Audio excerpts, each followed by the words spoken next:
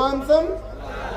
Just హలాల్ అంటే మాంసమే ఉండే. కానీ ఇప్పుడు ఒక పెద్ద కుట్ర చేసి ఈ 57 కంట్రీస్ వాళ్ళు మా దేశానికి ఏదైనా ప్రోడక్ట్ రావాలంటే దానికి ఒక హలాల్ సర్టిఫికెట్ ఉంటేనే, ఆ సింబల్ ఉంటేనే అది మా కంట్రీకి రావాలి అని ఒక కండిషన్ పెట్టారు.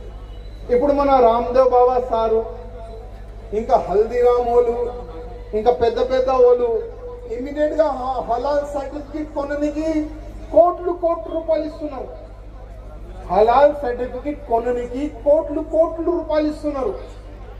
ఆ సంస్థకి వాళ్ళ మొత్తం డబ్బులు జమ చేసి టెర్రరిజం కి సపోర్ట్ చేస్తున్నారు. హిందువులకి చంపేటువంటి వ్యక్తులకి పెద్ద పెద్ద ఐడెంటిఫికేట్లు పెడుతున్నారు.